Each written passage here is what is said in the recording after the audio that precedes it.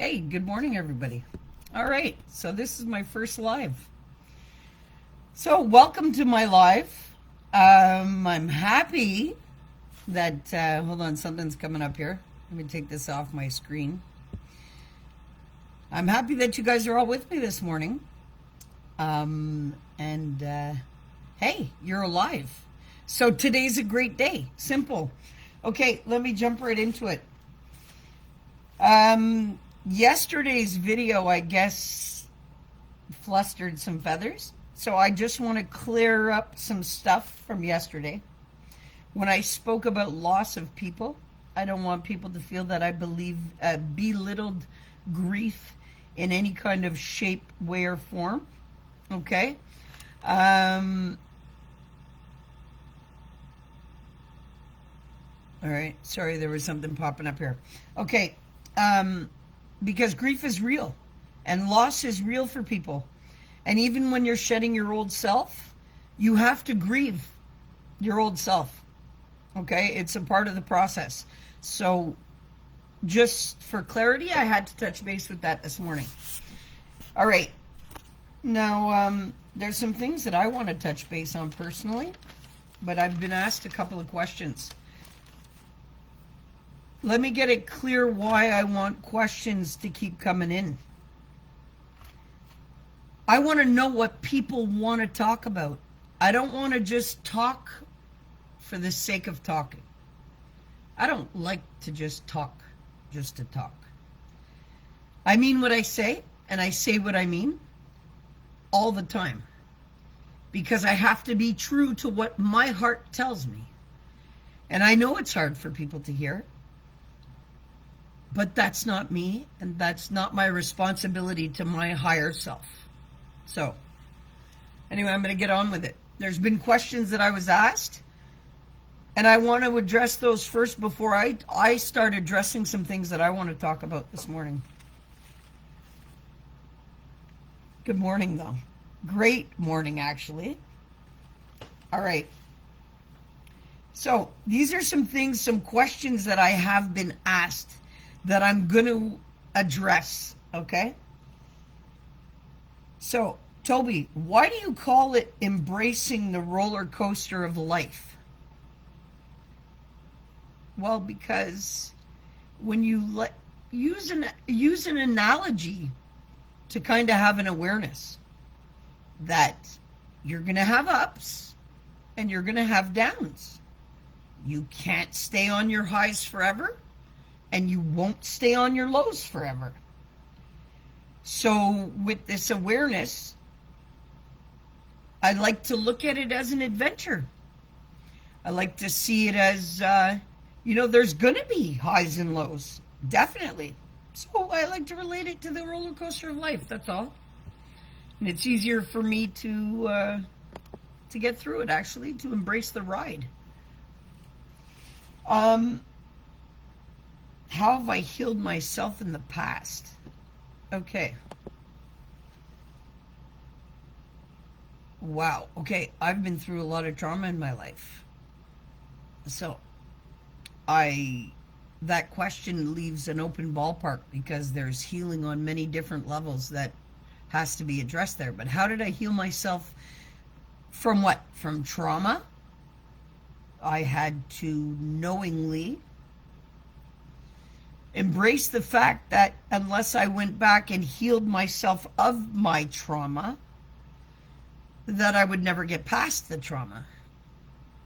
And until you can get past the trauma, you're shackled to it.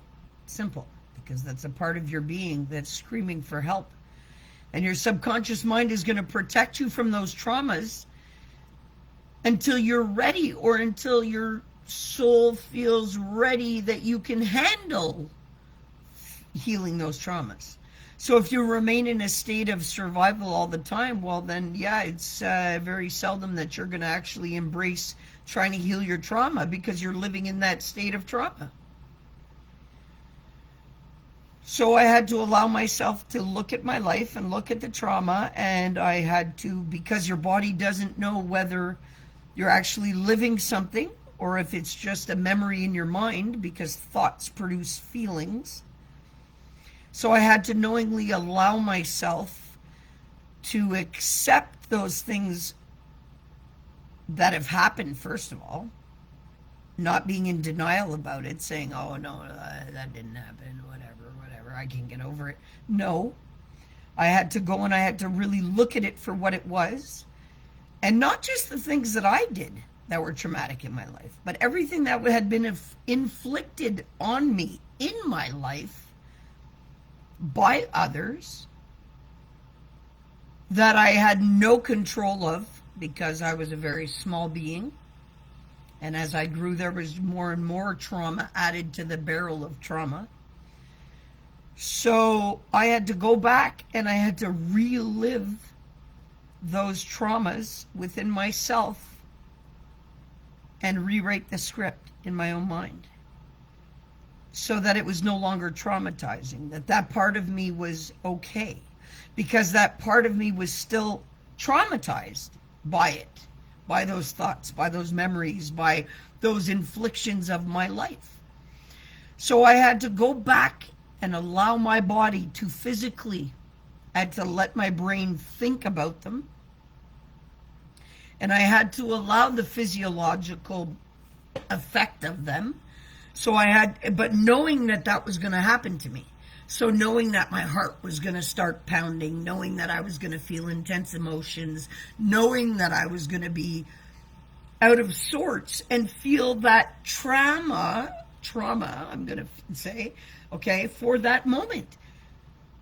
But when you're aware of what's going to happen to you and what you have to do to correct it within yourself, then you embrace it. So, of course, it's a process because you cannot attack every piece of trauma in your life at once.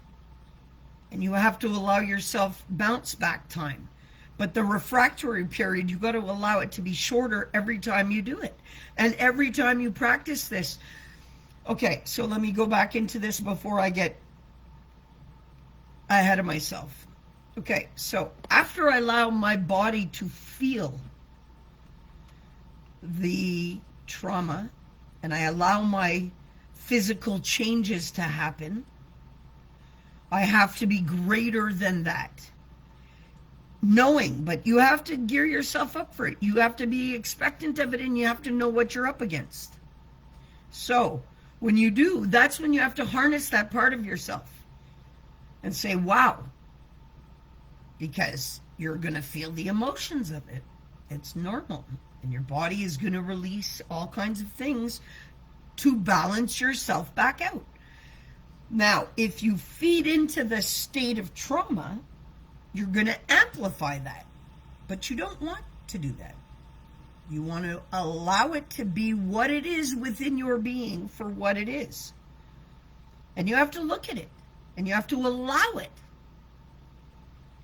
And you have to be accepting of it.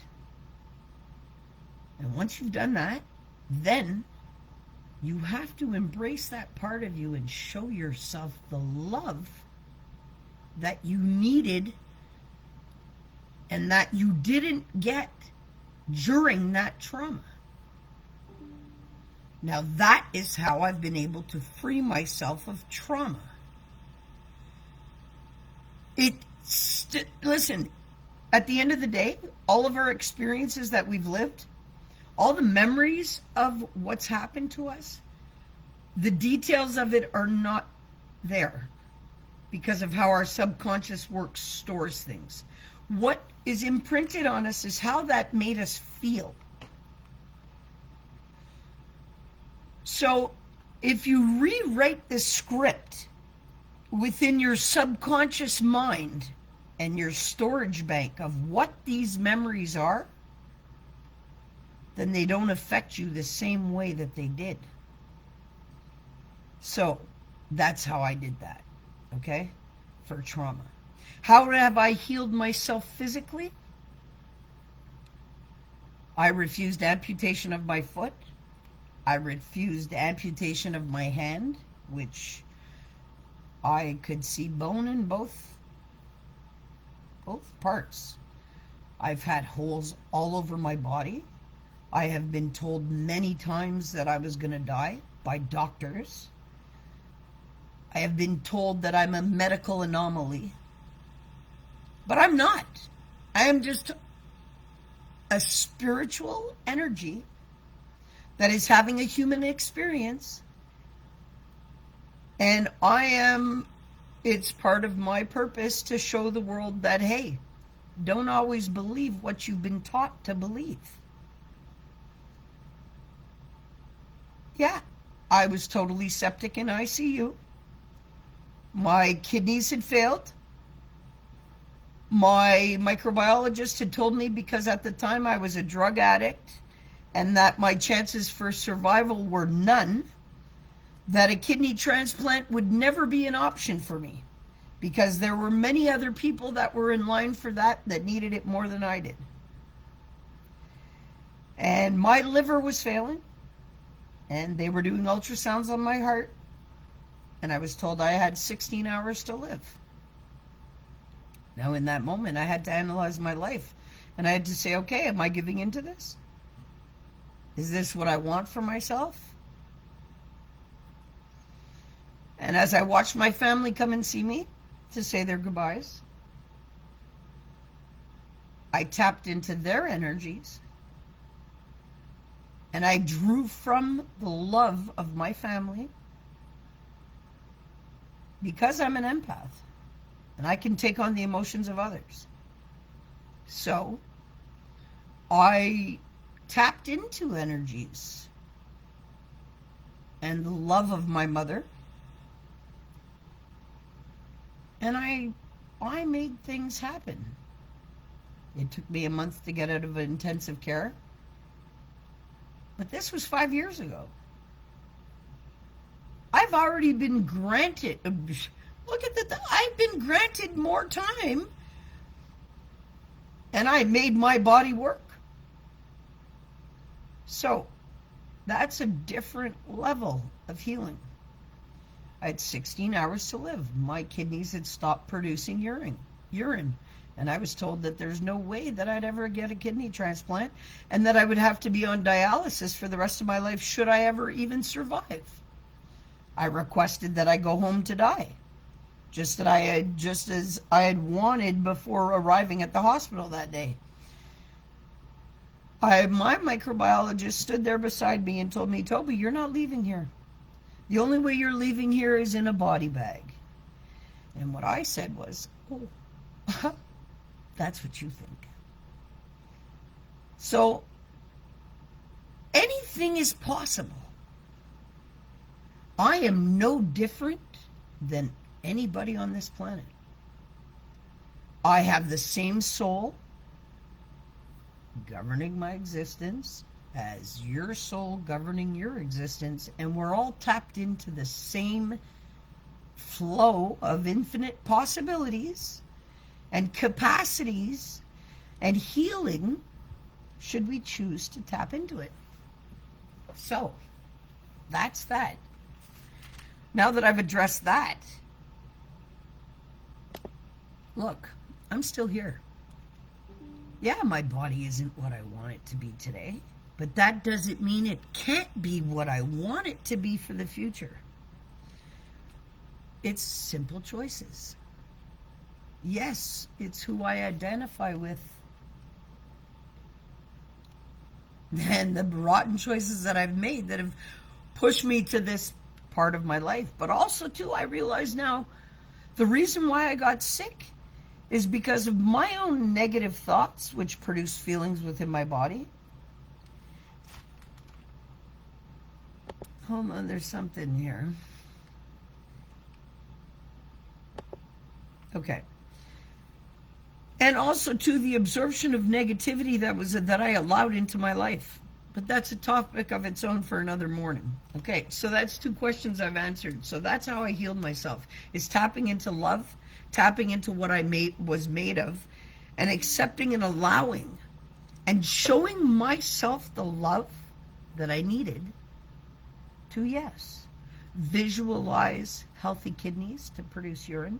I don't have any bags attached to me, and I certainly am not on dialysis. I'm okay. I'm more than okay. I'm not surviving, I'm thriving. So, anyway, on to a next question. All right. How is life a simple combination? How is life a combination of simple choices? Well, everything's a choice. No matter what we're faced with, we have a choice. How are we going to deal with it? Now, if you look at it like you're going to seek the learning, well, then you do what you need to do to maneuver yourself through a bunch of simple choices. Everything from when we wake up to when we close our eyes, it is a series of choices. That's all it is. And if you look at it for what it is, it's all for learning to make you a better person. And if you're given today, you're alive, well, then you're supposed to embrace this stuff. Change is happening. It's as simple as that. And it's a good thing.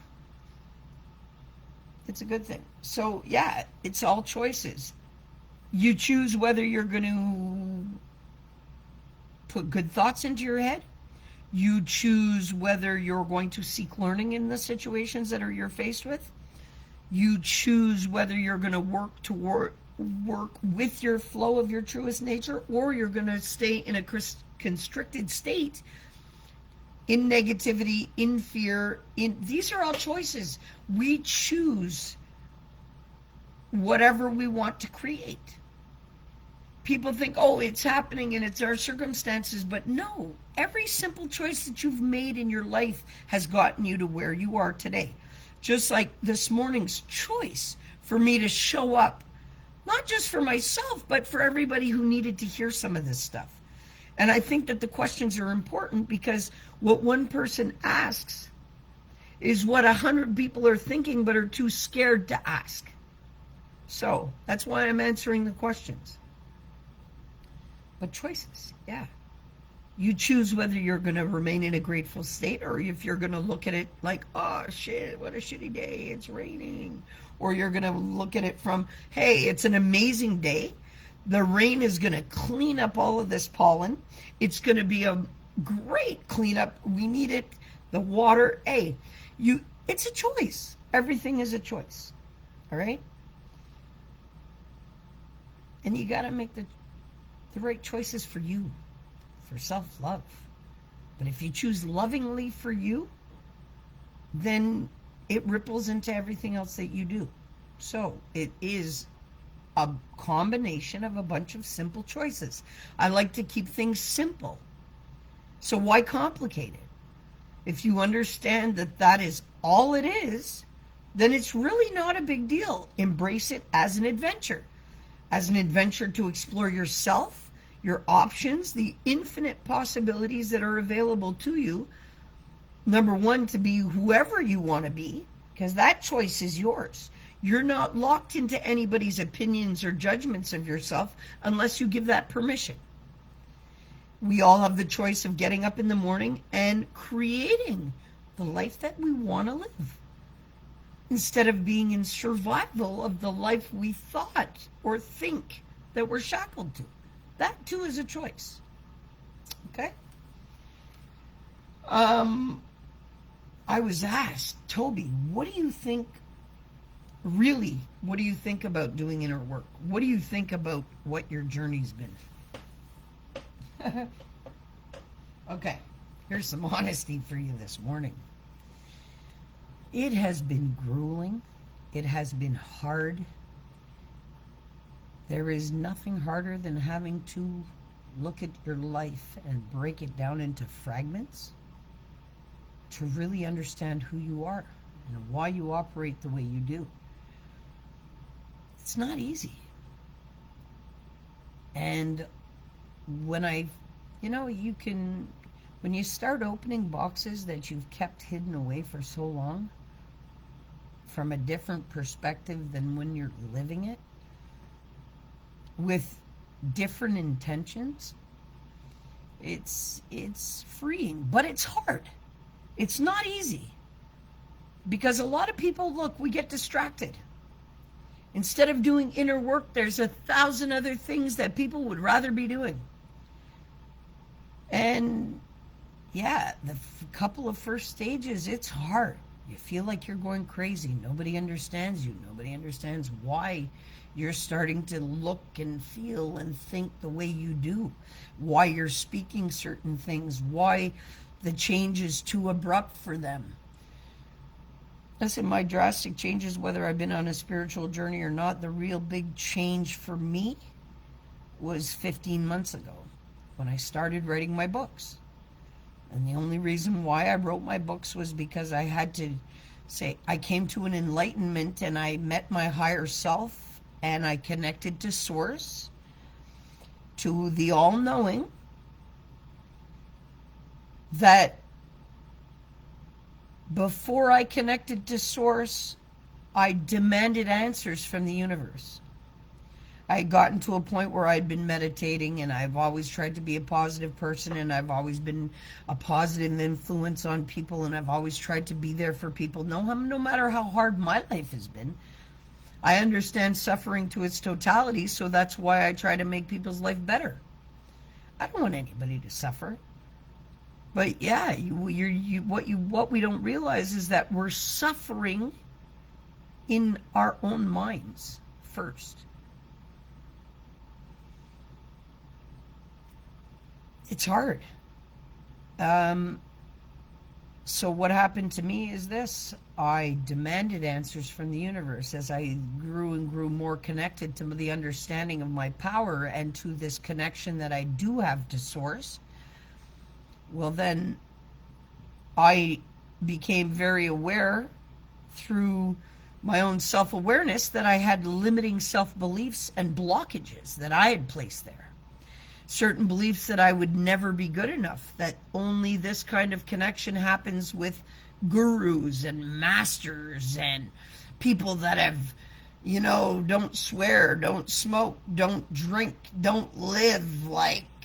No, that's all crap. So I demanded answers.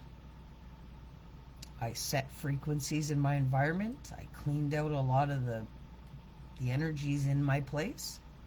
And I demanded a connection that would explain to me why I have had to endure all that I've had to endure. I needed an explanation.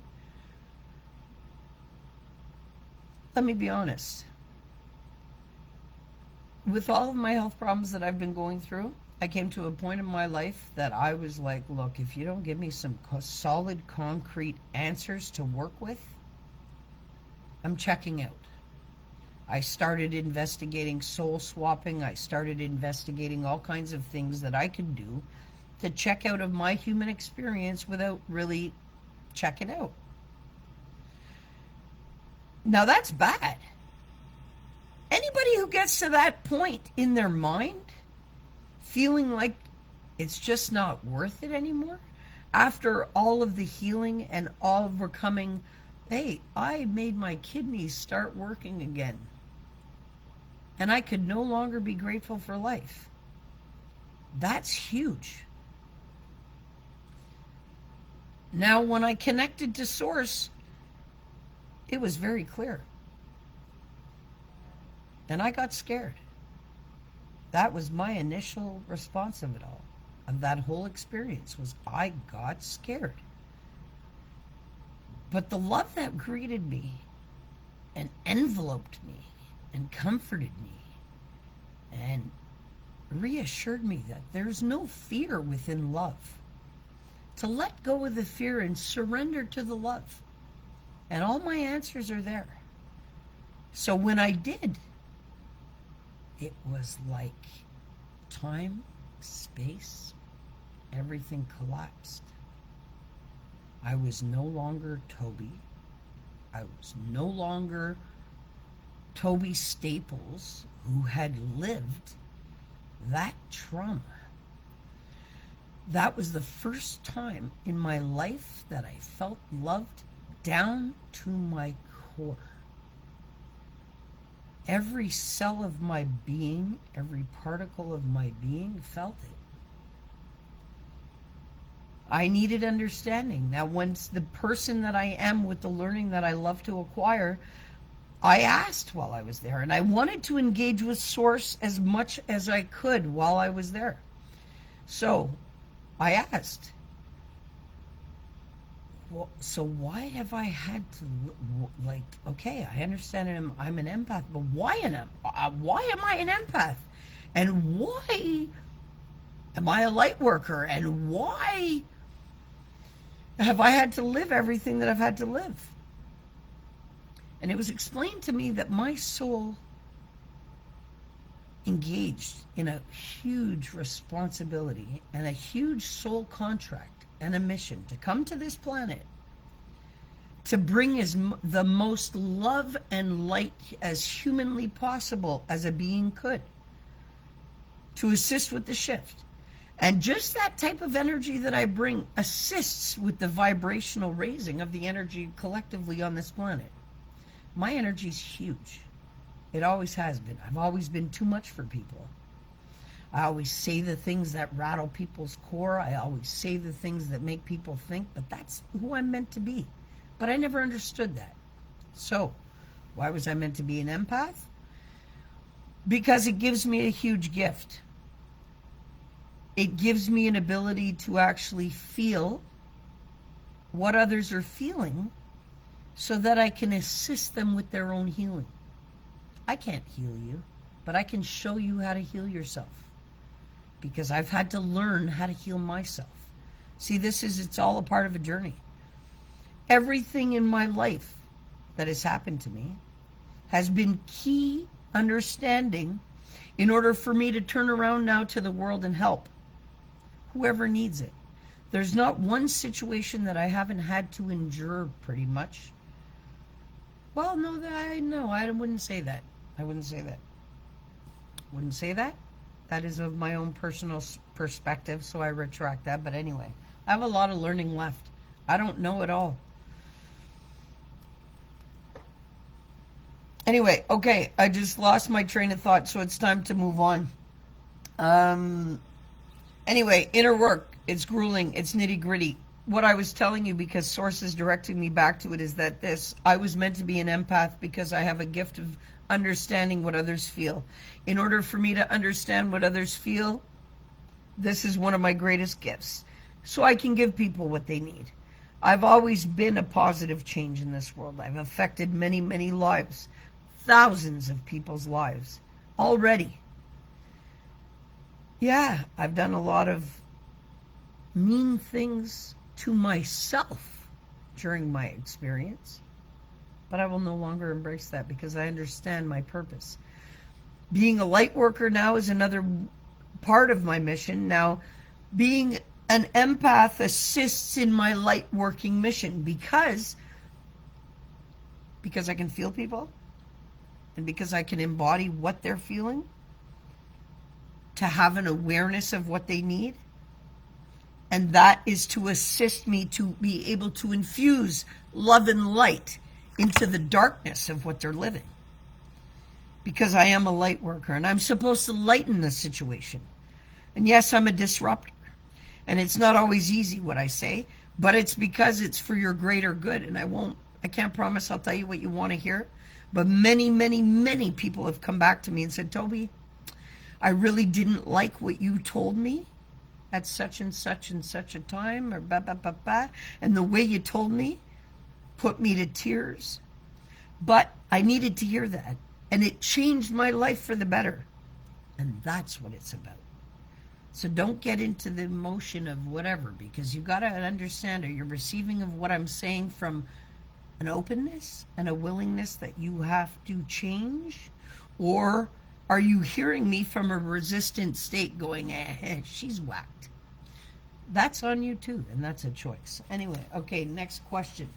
Well, let me just say, it's grueling work.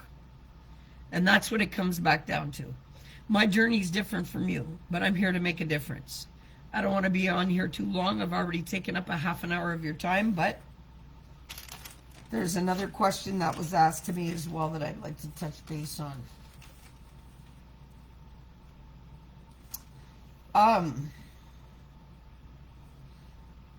Oh, what? Okay, what do I think about death? All right, now I don't believe there is a death. There is a death of the old self. There is a death of the vessel that you use for your human experience. But I truly trust the energy that governs my life force. And yeah, you all understand that you experience me now in my human flesh. But when this human experience is over, do you honestly think that you will not feel me from another realm? Come on. There's more energy operating this experience than there is humans on this planet. So, anyway, that's me getting real with it. I don't believe in death. I believe in us finishing our life experience because everything has an expiration date and it's for learning. And we're here to not only learn about ourselves, but we're supposed to teach others about themselves because we're supposed to help people along the way. This is not a competition in life. We are actually supposed to help each other get ahead and create something meaningful through a bunch of it's a simple combination of choices. All right. So those are the questions that have been asked. I want you guys to forward me the questions. Keep the questions coming because every morning I'm going to go into my emails and I'm going to go into my messages that have been sent and I'm going to pull questions. And I do read them all. So whichever ones haven't been answered, because there were quite a few more, but we'll get to them. I just wanted to pull the questions that I felt would have the biggest impact this morning for you guys for the first live. So, what I wanted to add this morning was this. Listen, you guys are alive. That means that you matter. That means that you're here for a reason. And your reason is different than anybody else's reason. It may be common to some other reasons, but you're unique. My journey here is not the same as anybody else's, but I'll tell you one thing. I operated for a long time not understanding my soul contract that I had with my experience. But now I do. And as long as I'm operating from a place of my purpose, then things can't go wrong. I'm normal. I'm human in a sense that I can't, let me scrap normal because nothing's normal. Everything's unique. So let me retract that. I don't like that word, so I know it doesn't sit well with my soul. We're all unique. The learning that I'm here to acquire is different from the learning that you're here to acquire. But we're supposed to help each other through this learning, and we're supposed to support each other. And it's nitty-gritty, grueling work. So, if we can support each other to be better beings, why not do it? What is it costing you to be a better being? When you start making better choices for yourself, life gets better. You got to get sick and tired of being sick and tired of being sick and tired. And you got to seek your own answers. My answers that I've acquired are not going to be the same answers that you're going to acquire when you connect to your divine purpose. But that's okay too. And there are people that are awakened here. You're not going to be the only one. So you got to reach out, connect with like-minded people. The power that's inside of you is greater than any circumstance that you could ever live. It's greater than any feeling or emotion that is man-made. And I say that. I read a chapter about it in my first book. And understand, my books are not about, oh, look at me, poor me, I'm a victim. No, it's called, hey, if I can rise up out of my hell and be greater in my circumstances and my situations and my trajectory of my DNA, which has been set forth from birth. And if I can make life possible when others told me my life was over, and if I can wake up every day motivated by change and embracing something that's great, and still be like, I'm a happy person. Yeah, there's a lot of circumstances and things that I don't feel so great about, but those are things that are out of my control. But the things that I am in control about, I feel great about. So instead of living from a place that's filled with shame and denial and ungratefulness, I'm grateful that I wake up every morning. The first thing what I do when I wake up, I thank the universe and my prime creator that I've been given another day. Why wouldn't I do that? Like, to the average person, the common mind, hey, I have every reason to play the victim. But that's a choice too. So when you get up in the morning and you condition yourself to say, hey, I'm grateful I'm alive today. Yes, I am alive. Today wasn't owed to me. Today was not promised to me. But I'm alive to embrace today for everything that it's going to offer me. And what are my choices that I'm going to make? Let me make the best choices for myself in my day today. Because I can create anything that I want, that my heart desires. Why? Because I'm alive. And that's the simplest form of what it is. So this is where it starts.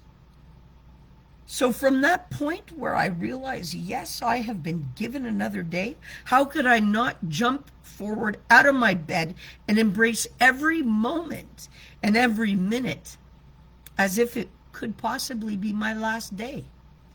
Because in all reality, that is what it is.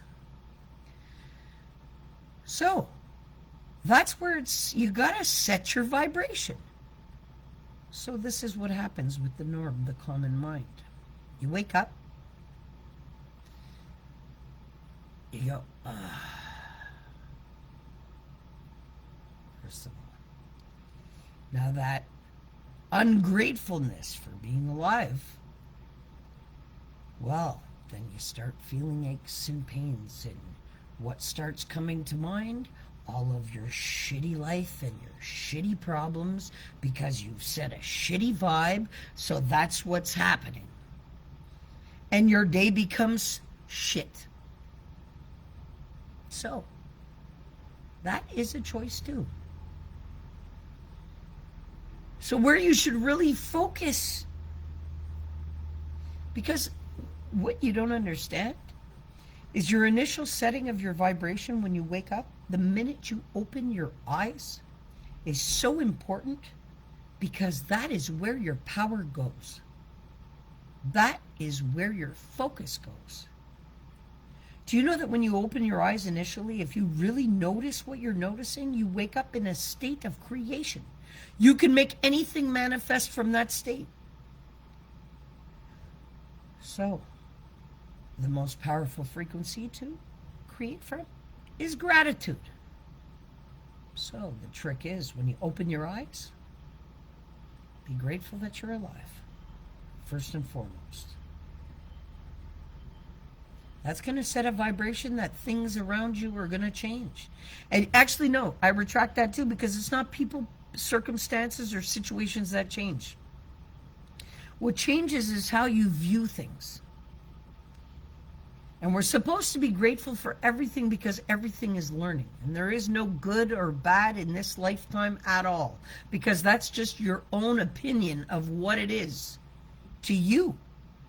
And how it affects you. And how you've given it permissions in your life. No matter what we look at, no matter what we see, no matter what we endure, no matter what we live. It is all to teach us about something. And whether you decide to embrace that or not, that's your business. But that's what I do. I get up every day and I say, all right, I am alive. Then I'll shift my perspective to the sky and I thank verbally the universe for my day. Thank you for giving me today to make of it whatever I would like to happen. From that state, you could make anything happen. Why wouldn't you be able to? Because you're grateful for the gift that you've been given.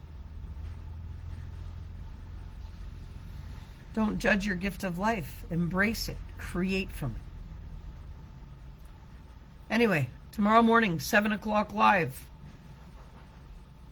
I've given you guys a lot of information this morning. A lot of people tell me that a sit down with me is like therapy, have for a month. But hey, let's get real with it together. I'm not here to point fingers at you. I'm not here to judge you. I want to love you guys unconditionally the way that I've learned to love. And I want to show you guys that anything's possible. And to embrace your power and to love yourself. Because you are not your situations. You are not your circumstances. You are a greater power. I'm living proof of it. And I had to literally endure all of what I have had to endure to have the beliefs that I have now. And to be able to come to you now and say, hey, it is what it is. Let's get real with it together. But trust me, changing your mindset is going to give you so much energy to create. Because living in survival is not helping you. So let me help you change your surviving to thriving. Anyway, peace out, everybody. Have a great morning. I love you all. I'm sending love out. Have a great day. I'll see you tomorrow morning, 7 o'clock. Peace.